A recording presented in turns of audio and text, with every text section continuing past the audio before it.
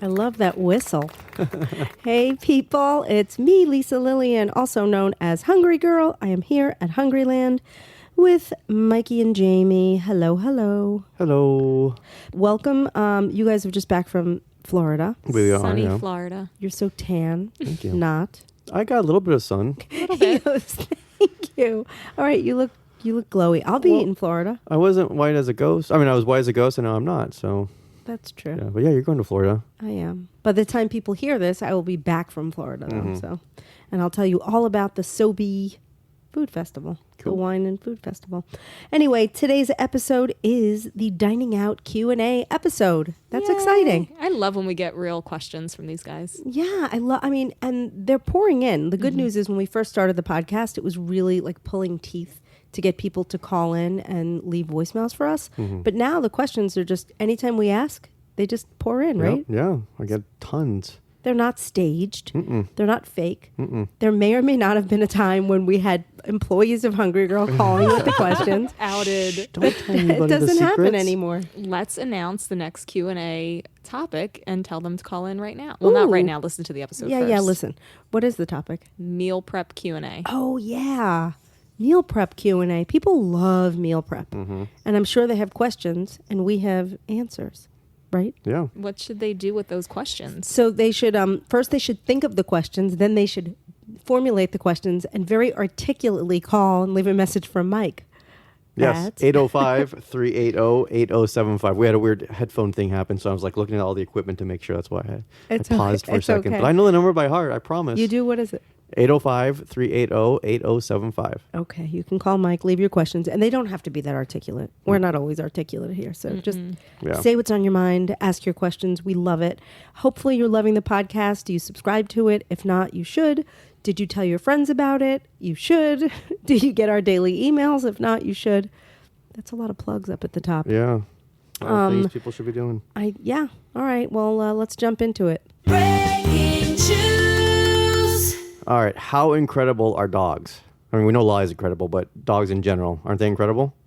Yes. Yeah. Well, this is how incredible they are. The USDA Agricultural Research Service has trained dogs to sniff out a bacteria that is deadly to citrus trees in Florida. It's actually Florida in the South. After 2 weeks of training, the dogs are ready to go, and they have an accuracy rate of 99%. So they can just go up to the tree, sniff it, and know that it has this bacteria that kills the citrus tree. And then the key is early detection. If the dogs can detect the bacteria in the tree early, then the tree can be saved. So dogs are saving our oranges and grapefruits and whatever else they grow in Florida. That's amazing. Yeah. That's so cool. I don't think Lolly could do that. She probably could. If know. trained well. I don't know, but that's pretty cool, Yeah, actually. yeah. And they can actually save a tree. So they sniff the bacteria, and then they say, you tree are infected, and then we fix the tree with whatever meds, and then they grow citrus that is edible, even though it was infected? Yeah. So the citrus is edible even if it's infected. It just has no flavor. The That's even worse. yeah, the bacteria What? takes away the flavor of the This sounds like an citrus. episode of Underdog. It really does. Simon Bar Sinister has removed the flavor from all the citrus and all the oranges in the entire world. That's exactly what would happen on that show. Yeah. Am I crazy? Do you do? No, I watched Underdog. Oh, That's the exactly, best. Yeah. Anyway, I hope that those dogs are awesome. yeah. And it's the same dogs too that like can find like, bombs in bags in airplanes and stuff. Like Wow, that's the that same sounds, type of That dogs. sounds more dangerous. Yeah. Than So- sniffing around for non-smelly oranges. Do you think the dogs who save the orange trees are like inferior to the dogs that detect bombs? No, I Do you just think like they- I think dogs who just like fetch a stick are just as good as the dogs who are saving trees. They're all beautiful. Yes, they are. All right, I got one more. So besides Jamie, what is the most important thing to have been born in York, Pennsylvania? Aw, Do you know? York. It But- would there's only one York item I know. Is it a peppermint patty? It is the peppermint patty. The band Live also is from York, but they're not. It's the peppermint patty. And now the peppermint patty is now thinner. Hershey has just released the York peppermint patty thins. So they're 36% thinner than the normal size one. I couldn't find the stats yet. They're too new. But the regular one is 150 calories. So my foggy math, I'm sure I'm off by a little bit. 36% less of that would be about 90 calories, I would guesstimate. Wow. So less than 100 calories for a York peppermint patty. So they're just flatter. So there's less of the peppermint goo in the middle. Yeah. But people are obsessed with peppermint patties, like frozen. Oh, wow. That's like the thing. That's the way people like them. I Learn think. something new. I didn't even think about the wow. That's a game changer. I like them, and even though I don't like chocolate mint, I like a frozen peppermint patty. That does Don't sound you- good. But I feel like the goo is probably the least caloric part of it, so I don't know that it's really going to be 36% lower in calories. I 'Cause don't it's the know because chocolate. it's all sugar. That goo is Yeah. all sugar. It's not Okay, like so it mint could leaves. happen. Don't you remember those commercials? When I eat a York peppermint patty, I get the sensation that I'm on top of a mountain with wind. You don't remember this? I I don't. am No, and- so old. I think it Now might be all I before think us, yeah. about Come on. now all I think It's about when I 80s. hear about mint is that story you told us about the you asked someone like what a mint something tastes like, and he Shamrock said like vanilla but different, But a different flavor. and tastes like Scope. scope. That's really funny. Wow. Yep. Anyway, we will wait to see. I can't wait to try those peppermint patties. Well, they should taste exactly the same, just with less mint. So you might like them more. I will. Yeah. Yay. Okay, so we are going to now jump into our dining out Q&A episode. Here's the deal. When people dine out, they use it, I'm going to be a little harsh. People use it as an excuse to say, hey, I went out for dinner, Yeah. so I ate the wrong thing. Because they can't help it. They can't help it, Or- or Can they? they maybe not want to help it. Like maybe it makes them feel good to be able to use that as an excuse. Or maybe they really don't know any better, and you're gonna enlighten them today. Or maybe it's a little bit of both. Ooh. See how like I'm thinking the worst about people and you're thinking the best about people. This is terrible. Anyway, no, we are here to help you, and I get it. I was there for so many years. I would do that same thing. I would go out to dinner. I would make all the wrong choices, probably because I was fooling myself into thinking that going out was like a special occasion and it's okay to eat whatever you want. Luckily, I don't feel that way anymore, and we are here to help. And we have a question right now from a real live viewer. Hi, Hungry Girl. This is Diane Daly from Illinois, and wanted to leave a question about going out to eat. What are the words to look out for on when you're ordering off of a menu? Thank you. Hi, Diane. I guess officially you're a listener and not a viewer, unless you're just staring. You're staring at your phone or your iPod or whatever it is that you're listening Can to. she see us? I sure hope Hi, not. Diane. Do we tell Jamie now? We've had cameras this whole time. No. I'm not camera ready right now. But Diane, that's a good question. I do, it's interesting. I read menus in a really specific way, and I do look for words, but I also look for entire sections that I sort of just block out. So like if I pick up a menu, the first thing I do is I scour the entire thing. Like my eyes see everything all at once. I'm not like a person who's like, let me read this very slowly and carefully. I glance up and down at everything to see like what we're in for there. And then I go through all the sections except the pasta section. I don't read the pasta section. If there's do you read the pasta section? No, it's like you taught me this. Menu blinders. Yeah. You go right for the sections that you know are the best ones, and you don't even give them any real estate in your brain. Right. Like, there are sections on the menu that there might be good options in, whether it's entrees or like steaks and chops, meats, lean meat, fish. But the pasta, I completely ignore. So but as far as the actual words that are good versus less good, I'd say the words that are more positive are things like grilled, which, sounds pretty clean and not like it's going to have a lot of sauce on it, unless it's grilled with cream sauce added. Grilled and smothered. Grilled and smothered. Right, smothered. We'll get to smothered after. So grilled is good. Broiled is good. Steamed is good. Anything that's like the word broth is usually good because it's more like a clear soup. Seared is another good one. Roasted is good, I would say. Smothered is bad. Usually it means it was like attacked by a lot of sauce. It's drowning, basically. Drowning. Yeah, smothered. And fried is not good. Crispy, crunchy, cream, battered, candied, glazed. I mean, battered sounds like it was abused. It was. Glazed. Sometimes I let a glazed carrot go by and I pretend it's okay. Yeah. But glazed means like really sugary. Sugary. Yeah. but those are the words. And also, there are words that people try to fool you with that, again, this to me, I feel like people at home know better. But if you see on the menu, it's like fresh, organic, locally grown. I mean, it doesn't mean it's necessarily better for you or low in calories or is going to meet your diet needs, right? Yeah. So you know there's that person that goes to Whole Foods and gets the organic double fudge brownies, and it's like, but they're organic. Yeah, I mean, there's a lot of that happens. Yeah. People think they can't gain weight if they're shopping at a store that sells all natural and organic foods. I feel like there should be a documentary, like there was Super Size Me, there should be Whole Foods-ize Me. Whoa. I think And a person would, to prove that you can eat, and it would show how bad their health gets after eating exclusively at Whole Foods. for 30 days. Yeah.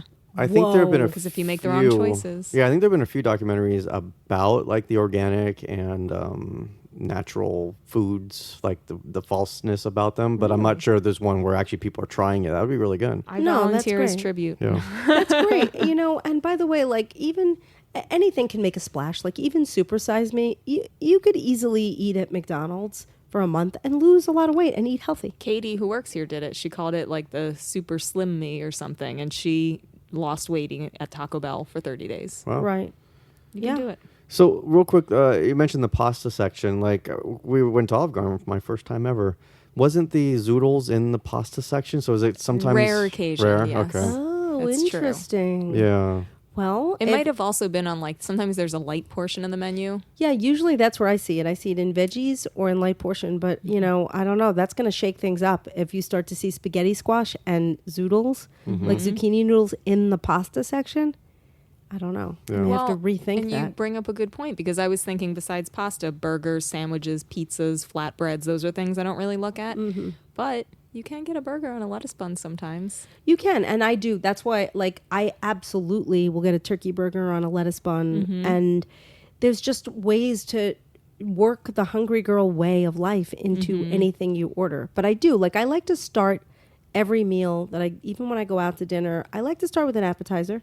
I like a broth-based soup or something that's like a lean protein option, like a shrimp cocktail. I feel like you just have to scour each section for things that either jump out at you as, hey, I know this is good for me, or jump out at you as, hey, with a couple of little tweaks, I can make this a really good choice. So, yes. I feel like a good takeaway is, don't think of the menu as like a hard and fast rule. Unless you're at a really fancy chef curated menu place where they don't have salt on the table because they don't want you to mess with the flavor profile. A lot of places, if you're not too crazy picky, you can modify. You can modify and customize. And I do that, but I feel much more comfortable doing that at sort of like a diner or a deli or a steakhouse. I feel, you're right though. If it's like a very chefy restaurant, then I'm afraid I'm going to offend the chef. And then I just try to order smart. Because sometimes even saying sauce on the side might offend a chef. But I like my sauce on the side every time, no matter what. I feel like chain restaurants, they're used to it. For sure. Yes, chains. And also, I think it's becoming different because there's so many dietary restrictions besides calorie counting. So people are gluten-free. People are avoiding salt or certain things. So I think they're used to someone saying, oh, can I, instead of this, I don't know, some side that has gluten in it, can I get this instead? I think it's becoming more common. It is, for sure. More acceptable. And I think that people like to phrase it as it's an allergy. And once they hear the word it's an allergy, Oh, yeah. they're like, they're afraid. So they want to hear that it's an allergy. I don't really do that, but because I feel like it's disingenuous to be like, I am allergic to cheese. I'm not. Anyway. There was a great episode of Sex and the City about this in a very Seinfeld manner, where she's ordering and she says, I'm allergic to parsley, please, like, it can't be anywhere on the plate, no parsley. And her date's like, you're not allergic to parsley. Like, you just don't like it. How do I not remember that? Because I hate parsley. I should say I'm allergic You're a to Carrie. it. That's amazing. All right. What's up next? Hey guys, it's Kathleen Montgomery from Philadelphia. Big fan. Love you guys so much. I have a question. In your opinion, what's the safest type of restaurant to go to when you're watching your points or just watching what you're eating? Mexican, Italian, Chinese, a really good diner. What gives you the best options to stay on track? Kathleen, that's an excellent question. And I have to say, I do have some favorites, but I want to preface this by saying that no matter what type of restaurant you go to, there's always a better for you option. There's always a smart choice for you, no matter where you are. And again, I don't want to come down hard on people, but a lot of times people are like, well, I went out for Chinese food, so I had to have the lo mein. And that's just not the case. Like Chinese, if you're being honest, probably is the place Pretty to get easy. the healthiest stuff of all. It's not, if I had my pick, I'd say a steakhouse, but we'll get into that in a minute. But Chinese, if you just order whatever it is steamed shrimp and broccoli, they have pea pods and water chestnuts and broccoli and mixed vegetables and all kinds of lean protein, and you get the sauce on the side and you're done. It is as plain as can be. Well, I think it goes back too to like what you were saying with, not fooling yourself and not having excuses. Like, you don't need to think about restaurants as safe or dangerous. If you go in there armed with information, Exactly. everything is, you don't have to, there is no danger. Like, you you're have in your control. weapons. You're the Arnold Schwarzenegger Yep. in that restaurant. So Italian food, okay, I would probably get some kind of a fish dish, maybe some kind of a grilled or a broiled fish or a salad. I always, my fallback, because you can always find it in an Italian restaurant, I will often get a chicken Caesar. I don't get the croutons, I get the dressing on the side. And then I dip, don't pour. But you can always get grilled chicken, nice romaine. I do have some of the parm. It's really flavorful. It's amazing. Lots of times there's really nice vegetables. I don't really get pasta at an Italian restaurant, except maybe if they have zoodles or like spaghetti squash. But even then, I find that, again, I hadn't gone to the Olive Garden, and I'd like to hear your experience there, but I have found that sometimes when restaurants are using the carb swaps, they feel the need to load it up with butter and oil to like overcompensate for flavor. What happened at the Olive Garden? So we went to the Olive Garden, and I knew this from when it first came out because we were kind of poking fun at it for that reason. They had Zoodles Primavera, which is zoodles with even more veggies. I was like in heaven, in cream sauce. But I just asked, might say no, but I feel like it never hurts to ask. I said, oh, can I get that with marinara instead? He said, sure. And you have a choice to add chicken or shrimp, so I added chicken. It was the most delicious, perfect meal ever. Wow. Yeah. And the marinara was not oily. It was No. nice. No. That's and again, great. it's I also think, we talked a little bit about this off air, but like picking your battles, like that's something that I still felt like I was making a good choice. You know what? If the marinara was a little oilier than what I would get at home, it was still a better choice than the cream sauce. I didn't want to write it off. Absolutely. And that is like, that's as Italian, that's like an Italian chain. So you would think, it's harder to eat there than anywhere. I mean, but Mexican is one of my favorites. And I make a lot of Mexican food because there are Hungry Girl recipes that make it easier than if you're dining out. But if I go to a Mexican restaurant, I will turn anything into a salad. Anything. And even at Chipotle, like I wouldn't get one of the bowls with rice. I get a lettuce bottom, and then I put the protein on top and maybe some beans, some vegetables, salsa. There's a way to make everything flavorful and delicious and just not have all of the gooey cheese and the tortillas and everything under the sun. Like I'll even go for a fajita every now and then, even though I know those are very oily, but I don't eat the rice and I don't eat the tortillas with them. I just have them like a big plate of like a stir I love fry. a sizzling plate of fajitas with all those sides. I'll have some black beans. I'll have the shredded lettuce. I love the sizzle. Yeah. And Jamie gets what we now call my droppings, whatever. So when I get a taco, I know it sounds awful. terrible, but when I get a taco or fajitas or whatever falls through the tortilla, she gets. But it's I mean, hers. you guys know the rules. There's no calories in food that falls out of a taco. I Unless you push the person holding it to get it to fall out. Then the calories If it count? innocently falls out, no calories. Come on. I have a lot of rules. I never heard that one. Like, I used to say food that you eat on an airplane Oh, yeah, no had no calories. calories. 'Cause you're That eating- would be dangerous You're eating now. it in the air, right? Because the air. Right, Yeah. right. Is it something to do with the air pressure, like in your Yeah. food not digesting? Yeah. Well, and also birthday cake. It's celebratory, no calories. No, those things are not true. Okay. But also, wherever you go, try, as we were saying earlier, you can order dressings and sauces on the side. That's okay. And a really good tip, and I've said this probably no less than 430,000 times in the past 17 years, is look up the menu before you go there. Like, I'm a little bit of a control freak anyway, so I'm always like researching everything under the sun. Why not look at the menu? The only downside is when like it's a seasonal menu and the thing that you're really dreaming about is off the menu when you get there. That happens, but better to be prepared than not prepared. Yeah, I like that tip too because I'd rather, if I'm going to give a lot of thought to what I'm ordering, I'd rather do it on my own than before I get to the restaurant. I'm hanging out with people. I'm trying to pay attention to what they're saying. It's like, it sort of just pushes it out that it's not an issue. I already have an idea of what's on the menu, what I'm going to get. Easy peasy. By the way, the Olive Garden gives you a huge mound of Parmesan cheese. Oh my God, they would give us a plate. It was Like with a spoon? yeah, and you don't have to use it all. Nope. You don't have to use it all. We definitely did. If I weren't with Mike, I might have sent it back. I use the parm, but not a ton of parm. Yeah. And then my favorite type of restaurant, honestly, if somebody was like, where would you want to go? Number one, if I'm being a little fancy, if it's like a nicer night out, a steakhouse, because I feel like there are so many good options there, whether it's shrimp cocktail or a lobster tail or a petite filet, and then steamed vegetables on the side. There's always a great option at a steakhouse. And plus, I really do like steak. I feel like for research, we should go out tonight for steak dinner. Let's do that. And also diners. Diners are obviously the best. I love a diner menu. Because the menus are tremendous. And you could just order anything and everything and just be like, and I'll have a side of this and a side of that and a side of the other thing. And by the way, a little tip is sometimes like a side of chicken breast is $4. And then a side of broccoli is like $3. And a side of whatever, a house salad is like $4. So you could build your own meal that's like way less money than if you got like the chicken breast entree.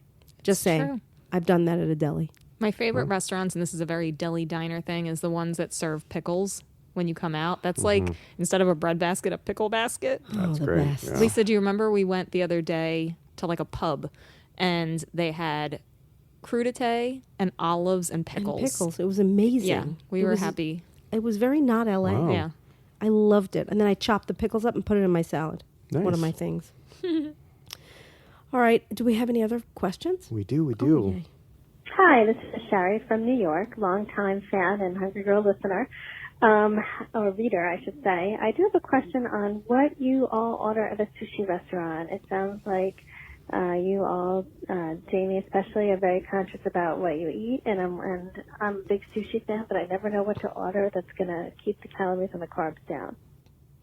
Sherry, you're speaking my language. Japanese. I can say two things. Well, yeah, what can you say? Arigato. Thank you. And yes, I can say sumimasen cheku. That Wait. means I was going to guess. Guess. Where's the bathroom? sumimasen cheku. Give me the check. Excuse me, check please. Oh, there you go. Yes, that's what I learned in Japan.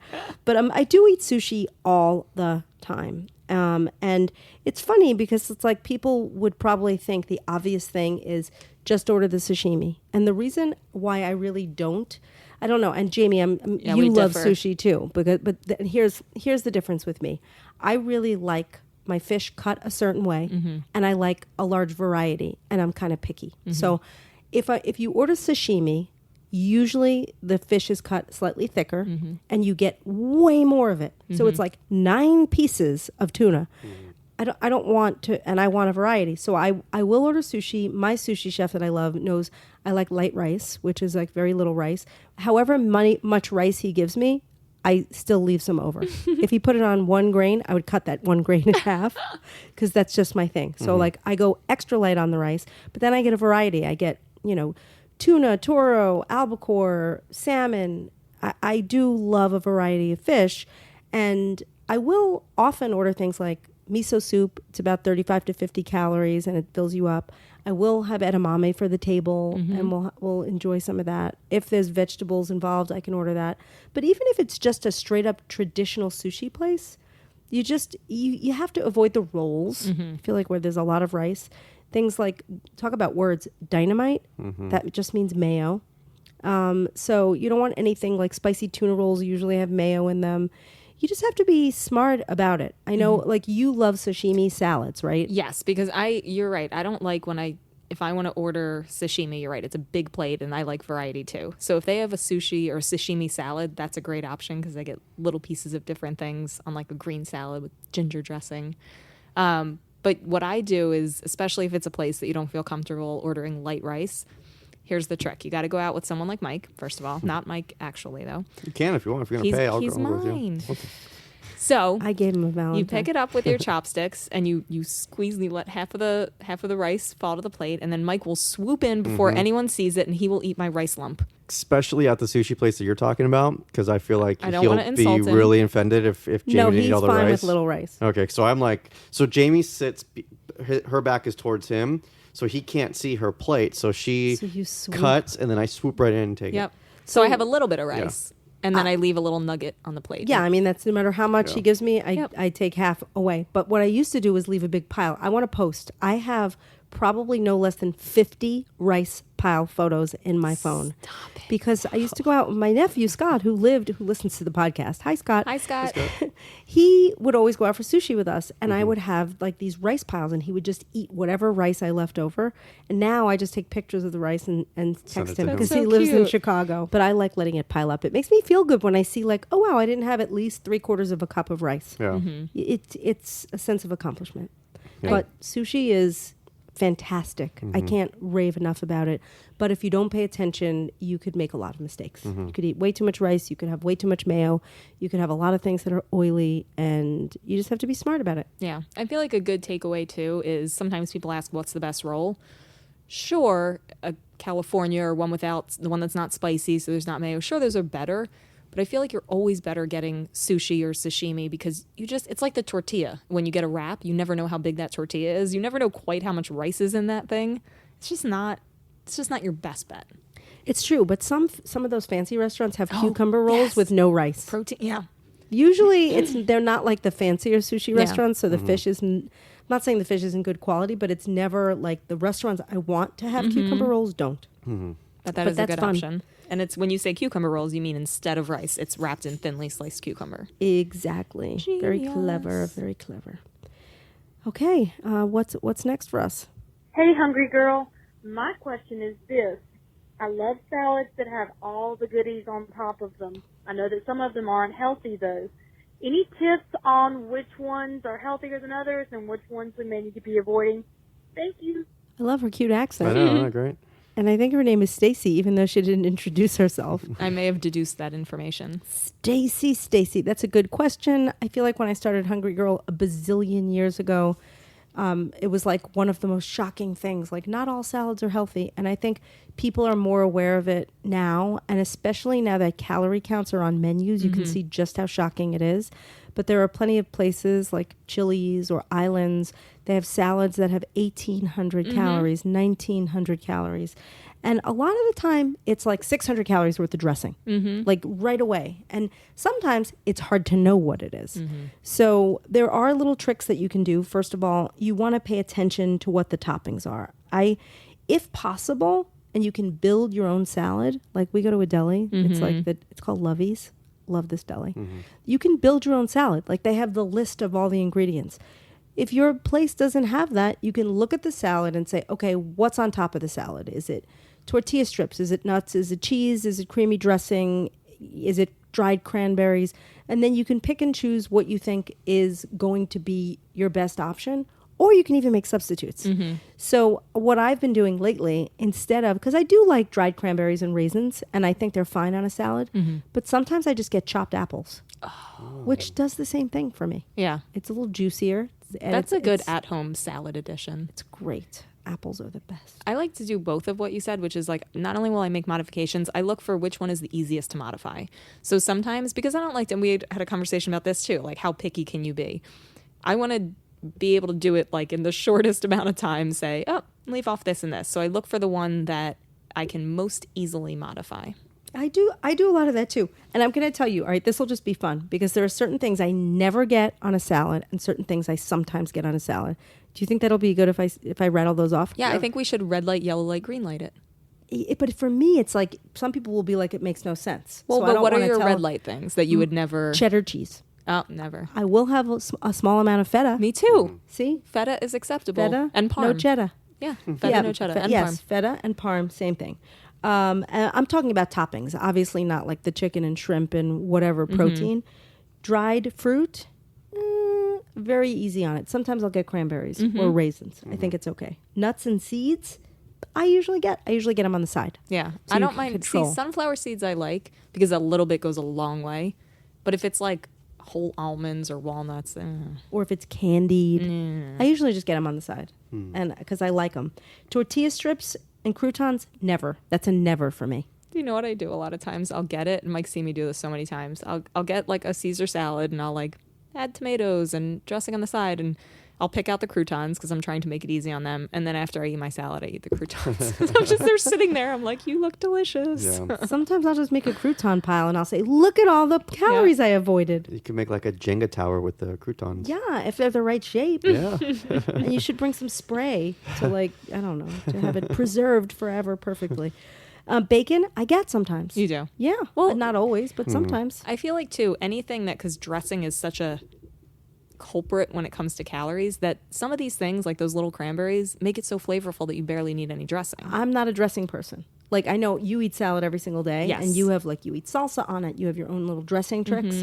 99% of the salads that I eat are dressingless. They are naked. Wow. That's scandalous. Escandaloso.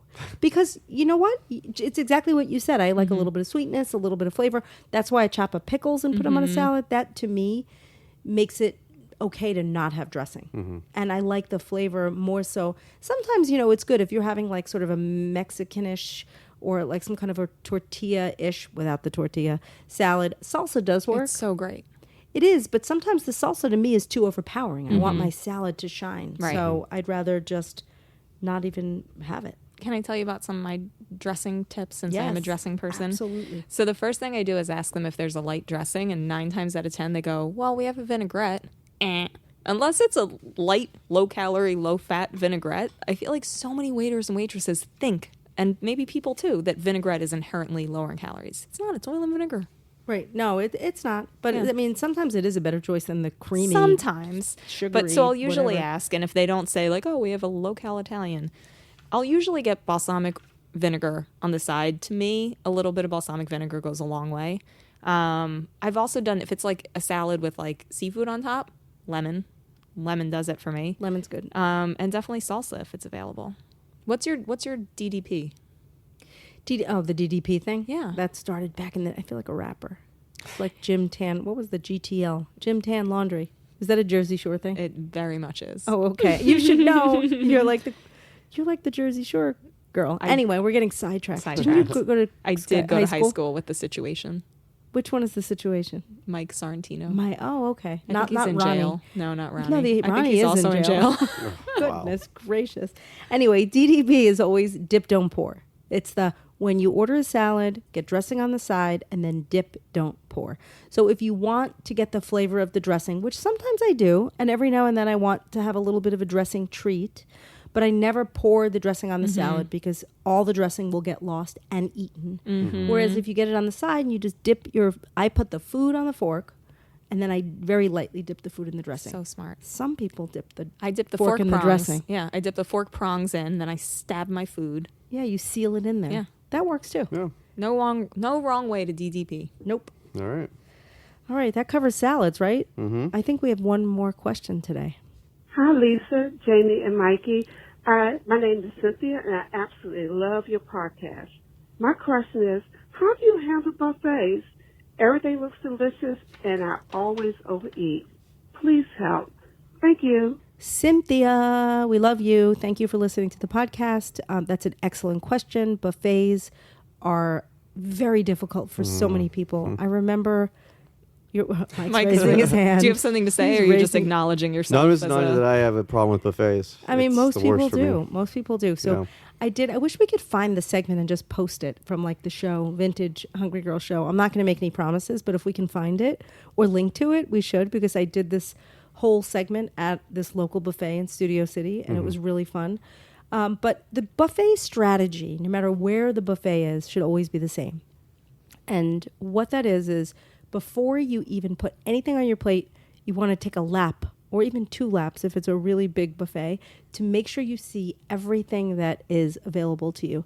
And then you're going to use that little brain of yours to say, oh, well, look, there's shrimp here and there's grilled chicken here. And whatever the healthy options are, you're going to know. So as you build your plate, you can leave room for the things that you know are coming up, that you know are good for you, and you could get excited about it. And you don't really fall victim to some of the items that are in the early part of the buffet that might be teasing you, but may seem less appealing once you know what's coming up. Does that make sense? Yeah. So what do you usually get at a buffet? So at a buffet, I guess it depends on if it's breakfast, lunch, or dinner. But I mean, we can go through all of them, but I think that would bore the world. But honestly, if it's like a brunch buffet, I love if there's like an omelet station to do like an egg white and veggie situation, not to be confused with the situation, with no like butter or oil. Like I'll just have them but they'll use spray or something, so it's like a healthy option. I get a lot of fruit. If there's shrimp, I eat shrimp. I eat lean, any kind of lean meats and lots of veggies, lots of fruit, especially in the morning. I love fruit. Usually there's like if it's a breakfast buffet, there's like a Greek yogurt or a non-fat yogurt option. That's also really good. But again, it's like I just like to have a well-balanced plate with lean meats, fruits, vegetables, and exciting variations of each of them. Truly. Sometimes if I'm like really enticed by some of that stuff, I'll put literally. So we were actually at a brunch for this bar mitzvah that we went to. The next day was a brunch, and there were so many delicious dishes. Filled my plate with all the healthy stuff. I literally took a spoonful of this like sweet potato raisin thing, and it was just enough to make me feel like I wasn't missing out. It was really yummy, but filled my plate with all the good stuff. And then I even tell myself, I'm like, if you still want it after you eat a full plate of like lettuce and chicken and you drink some water, if you still want it, you can think about it and go back. But 9 times out of 10, I don't need it. Yeah. No, and I do agree. Like if there are a few things that are really popping out at you and you know you want to try them, even if it's like whatever dessert, get it. But that don't make that like 80% of what you're eating. And then the most important thing is once you have your plate and you just sit and you're having a great time and you're whatever chatting, make sure you're really still hungry when you go to get that second plate of food. Yeah. Because I feel like the thing that does people in, it's that second trip and the third trip and the never ending and the bottomless and the I paid $40 so you have to eat for 6 people kind of situation. So it's like just because it's all you can eat doesn't mean you need to eat it all. Yeah, that's and then there's this dessert after the second or third plate. You then, oh wait, there's still dessert. So yeah, it's just a nightmare for me. It's tough. Yeah. I know. What's your downfall? Anything peanut butter? Well, yeah, anything peanut butter when it comes to sweets, but it's really just I want to try everything. Like I feel like it's there. I'm supposed to try it all, and I'm supposed to. But now what I do is like on the cruise after like the 5th day, I was like I can't do this to my body anymore. So now I'll just pick the things that I feel like I can't get anywhere else. You know, like if there's like French fries, I'm not going to get fries. I can get fries anywhere I want. You know, like but if it's something unique that only that buffet has, then I'll go for that. It's so funny though because it's like I totally agree with that, but you would feel good about ordering French fries anywhere. I won't. So if I see French fries at a buffet, I might take 2 or 3 because it's like where else am I going to have a chance to have 2 or 3 unless I'm stealing some off of somebody's plate? That's true. But I would never order that. But no, that's a good strategy. Truly. Yeah, I don't know if it works, but well, you know what's been helping me lately? Because I've been talking to Lisa about this, like struggling with overeating. Even when it's healthy food, you don't feel good when you overeat, even when it's healthy. But one of the things that's helping me is really like in the moment, try to stop yourself and think about how do I want to feel an hour from now? Especially like when you think about brunch and breakfast, it's like, do I want to have a food hangover? Do I want to feel stuffed? Or do I want to eat this meal, drink a bunch of water, get out of the food space for a minute? And then it's like, once you settle, you're like, okay, I'm satisfied, I'm full. You feel so good when you don't overdo it. You'll feel better then and later. Yeah, for sure. That's something I'm working on, but I think it really, when I do it, it really works. Good. I think there's lots of good information today. yeah. Did you guys like it? Let us know. How will they let us know? They can send you a text, right? Yeah, 805-380-8075. And by the way, everyone's question that we use, they get a prize, right? We send a goodie of some sort. Yes. Sometimes it could be Hungry Girl measuring spoons, a notebook. Could be a Hungry Girl mug. Could be a gift certificate to an all-you-can-eat buffet. No, we wouldn't do that to you. Too pricey. No, we have really good gifts. Recipe cards. Recipe cards, yeah. Yeah, we've got a plethora of a lot of really good prizes. So if you want to call with your questions about meal prep, or about anything. If it's not a subject we're doing that week, we'll just hold on to your question until the week is right. And then you'll be on the podcast and you will get a present. Yeah. Good. I just realized how often I nod at you because you're sitting so close to me. And a lot of times throughout the podcast, I'm like nodding at her, yeah. And then I'm like, well, they can't see me nod. I can feel it though. It's good for the energy. I like the approval. It's very good. So on our show notes, as they call it, we call it our foodcast page, but most people call it show notes in the podcast world. What are we putting there today? Like, what can people find? So we will put some information on, words to look for, what to order at sushi. We'll basically link you back to Highlights. some content featuring, these ideas. Okay, and we're going to try to find that segment of me at the buffet from We will try. 2011. Yeah, we'll try. where I'm I not look- sure if we can do it, but we'll try our best. I was so short back then. You have not grown in the past since 2010. Maybe I have. Anyway, thank you guys for tuning in. Please subscribe to this podcast and to our daily emails, and check us out on Facebook and Instagram, and check out the community on Facebook and all things Hungry Girl, wherever, whenever, the magazine, the books, the daily emails. Just be there for us. Like, we are there for you wherever you are. We are. Yes. Okay, I'm Lisa Lillian, also known as Hungry Girl. Till next time, chew the right thing.